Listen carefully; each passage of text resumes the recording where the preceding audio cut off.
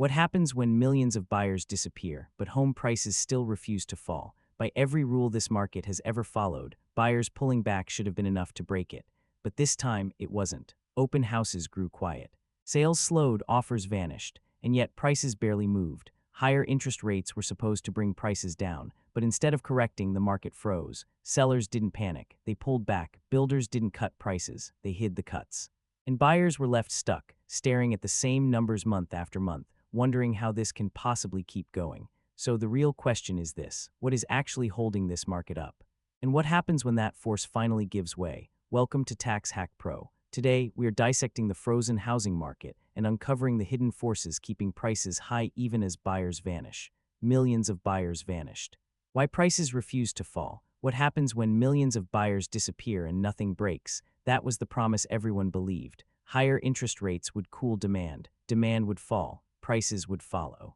It was supposed to be simple, predictable, almost boring, but that is not what happened. Buyers didn't just slow down, they vanished. Open houses went quiet, showings dried up, offers stopped coming in. And yet, month after month, home prices refused to fall in any meaningful way. That is the moment this stopped being a slowdown and started becoming something far more unsettling. By every rule the housing market has ever followed, this should have been the reset. Demand collapses, prices crack, sellers panic, inventory piles up, but instead of cracking, the market froze. Listings sat there untouched. Sellers didn't rush for the exits, builders didn't slash prices, and buyers were left staring at the same numbers, wondering how a market with fewer and fewer participants could still feel so expensive, so rigid, so impossible to enter. The first instinct is to blame interest rates, and for a while that explanation worked. Rates jumped from the low 3s to the 6s and 7s, and payments exploded overnight. But here is the uncomfortable truth. Interest rates alone didn't remove buyers from the market. Fear did. Fear of buying at the top, fear of losing a job, fear of locking into a payment that might feel manageable today but crushing tomorrow. Many buyers didn't get priced out. They stepped aside. They decided to wait. And when enough people wait at the same time, demand doesn't just cool, it disappears. Normally, that is when sellers step in. Prices adjust, deals get done. But this cycle broke that pattern because before buyers vanished, sellers did, too. Millions of homeowners are locked into mortgages they will never see again. 2%, 3% loans so cheap they feel untouchable. Selling means trading that golden ticket for a payment that is double, sometimes triple. So instead of listing their homes, they hold them, or they rent them out, or they simply stay put. The resale market doesn't soften because there is nothing entering it in the first place. This is where the math stops working the way people expect. Prices aren't staying high because demand is strong. They are staying high because supply refuses to show up. It isn't a hot market. It is a frozen one, a standoff where buyers won't chase and sellers won't blink. And in the middle of that standoff, prices don't fall. They just sit there suspended, waiting for someone else to move first. Homebuilders saw this freeze coming, and they adapted in a way most buyers don't fully see. Instead of cutting prices outright and risking a collapse in neighborhood values, they hid the cuts. Interest rate buydowns, closing cost credits, temporary incentives that lower monthly payments without touching the sticker price. On paper, prices look stable. In reality, builders are spending tens of thousands per home just to keep buyers moving. It is a quiet discount, one that keeps headlines calm while eroding margins behind the scenes. This creates an illusion of strength. Prices look resilient, the market looks stable. But stability built on incentives and withheld supply is fragile. It only holds as long as sellers can afford not to sell and builders can afford to subsidize. And that is where the tension starts to build, because life doesn't pause forever. People lose jobs, families change, retirements happen. At some point, some sellers won't be able to wait anymore. There is also a deeper issue quietly choking the system. Movement has stopped. The housing ladder, the idea that people move up and down as their lives change, is jammed. Younger adults delay moving out. First-time buyers delay buying. Older homeowners delay selling. Every rung depends on the one below it. And right now, no one is climbing. We talk about a housing shortage as if it is just about building more homes, but this is also a mobility crisis. Homes exist. They are just locked in place. And this isn't playing out evenly across the country. In places where land is scarce and growth is restricted, prices feel untouchable, almost detached from reality. In places where building is easier and expansion is possible, prices have already started to bend.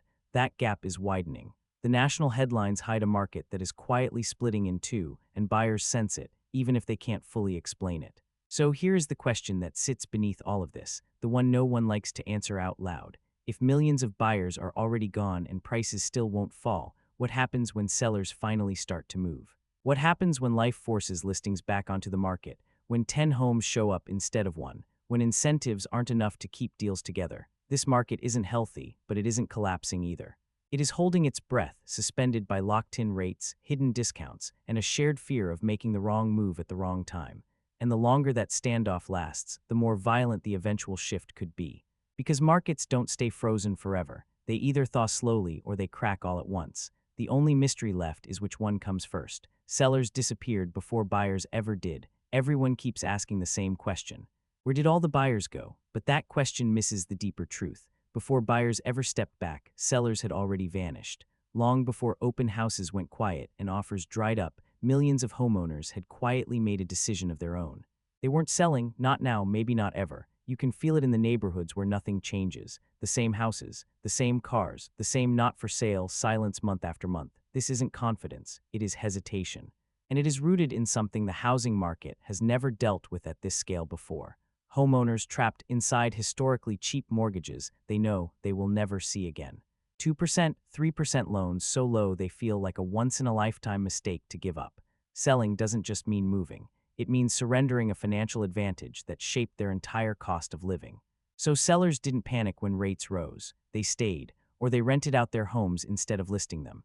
They became accidental landlords, not because they wanted to build portfolios, but because the math made walking away feel reckless. The market didn't lose listings because demand was weak. It lost listings because supply chose to hide. This is where the usual rules stop working. We are used to thinking that falling demand forces sellers to lower prices. But what happens when sellers simply refuse to play? When they don't need to sell? When they can afford to wait? Prices don't adjust downward. They freeze in place. And that freeze creates the illusion that the market is stronger than it really is. Buyers didn't disappear first. They reacted to a market that had already locked itself shut. Fewer listings meant fewer chances. Fewer chances meant more frustration. And frustration doesn't show up as falling prices. It shows up as people walking away, not out of desperation, but exhaustion. The quiet truth is that this isn't a seller's market or a buyer's market. It is a market with no movement, a standoff. Sellers are waiting for rates to fall so they can move without pain. Buyers are waiting for prices to fall so they can buy without regret. Everyone is waiting. No one blinked. Homebuilders understand this dynamic better than most. They know that if sellers won't list, buyers will drift toward new construction. But even builders aren't immune to the freeze. They can't slash prices without destroying neighborhood comps and scaring off earlier buyers. So instead, they disguise the pressure. They offer rate buydowns, incentives, credits that quietly lower payments while keeping prices intact. From the outside, it looks like stability. On the inside, it is a strain.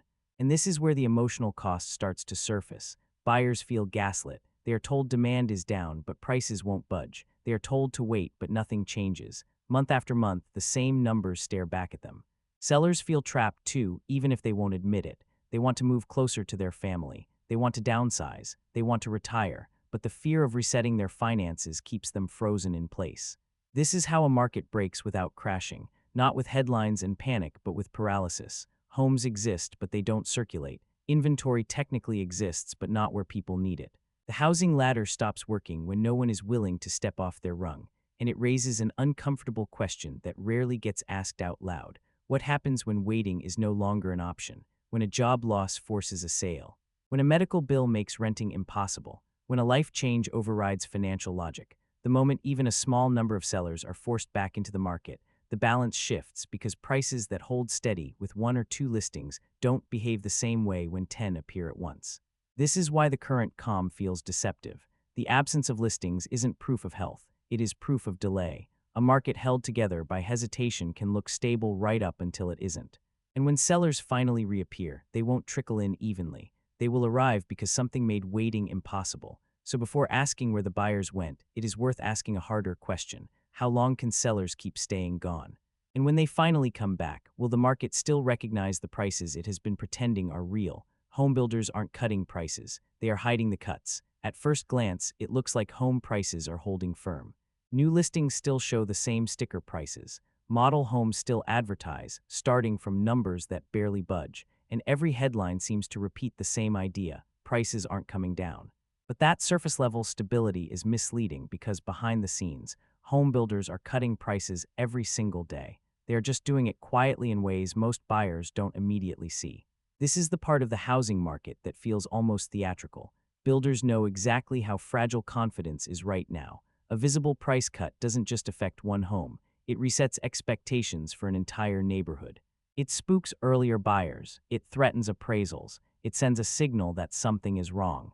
So instead of slashing prices out in the open, builders found a safer option. They hide the cuts. You can see it in the incentives, rate buy-downs that knock thousands off monthly payments, closing cost credits that quietly lower the true cost of the home, temporary financing deals that make a 6 or 7% mortgage feel like something closer to 4. On paper, the price hasn't changed.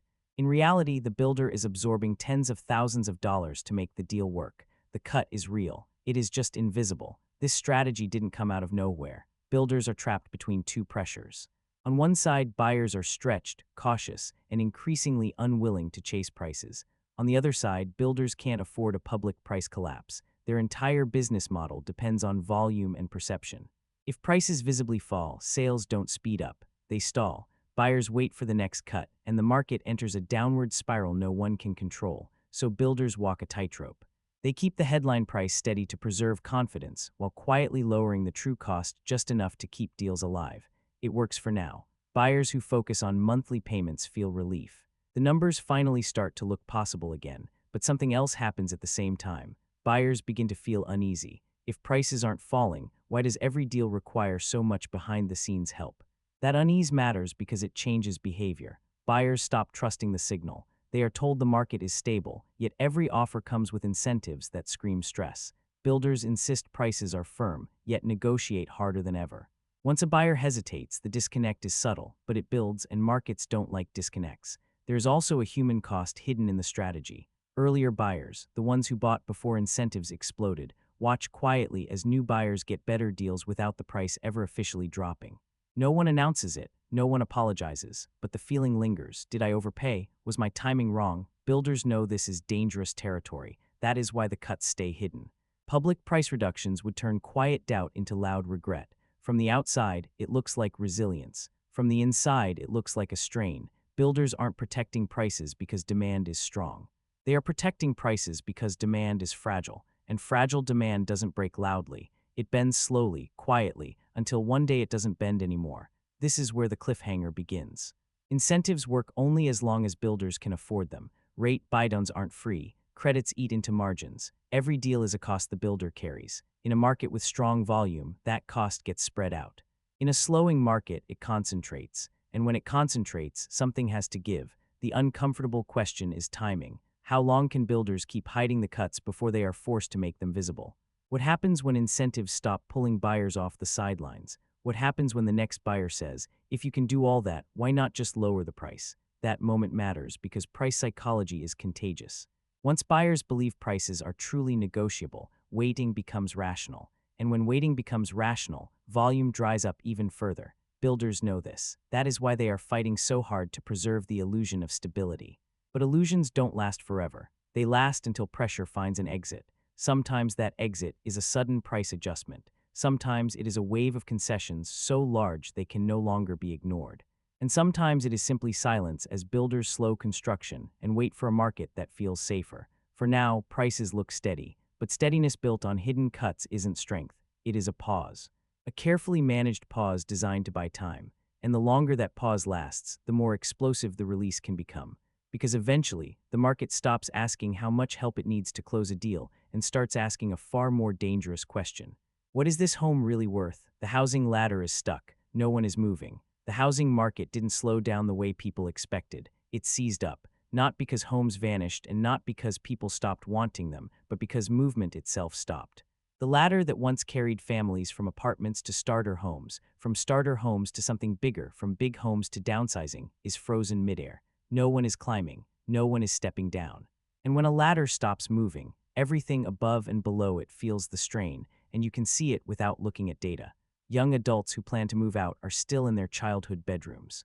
First-time buyers keep touring the same few listings month after month, watching prices refuse to blink. Older homeowners talk about downsizing someday, a word that keeps drifting further away. Life is supposed to move people through housing. Right now, housing is trapping them in place. This is what most people miss when they talk about a housing shortage. The problem isn't only how many homes exist. It is whether those homes are circulating. A healthy market depends on motion. Someone moves up, which frees something below. Someone moves down, which opens space at the top. But when every rung is occupied by someone afraid to move, the entire system locks up. At the bottom of the ladder, the pressure is obvious. Young workers delay independence. Couples delay forming households. Friends stack roommates far longer than planned. Demand doesn't disappear. It gets compressed. It waits. And compressed demand doesn't show up as lower prices. It shows up as frustration, exhaustion, and eventually withdrawal. In the middle of the ladder, the freeze is even more intense. Homeowners who might normally trade up look at the math and step back. Selling means giving up a mortgage rate they will never see again. It means doubling a payment for the privilege of moving sideways. So they stay put, not because they love their homes, but because the cost of moving feels punitive. The ladder doesn't just slow here, it jams. At the top, the blockage is quieter, but just as damaging. Downsizing used to be a release valve. Retirees would sell, unlock equity, and free up family homes. Now many of them hesitate. Selling means resetting finances at the worst possible moment. Renting doesn't feel secure. Buying smaller doesn't feel cheaper. So they wait, and every time they wait, another rung stays occupied. This is how a market runs out of motion without running out of homes. Inventory technically exists, but it is trapped in personal balance sheets and emotional calculations. Homes aren't being hoarded out of greed. They are being held out of fear. Fear of regret, fear of higher payments, fear of making the wrong move at the wrong time. Builders try to bridge the gap, but they can't fix a broken ladder. New construction helps at the margins. Yet even new homes struggle to restore flow when the resale market is frozen. People don't move into new homes in a vacuum. They move because something else opens up behind them.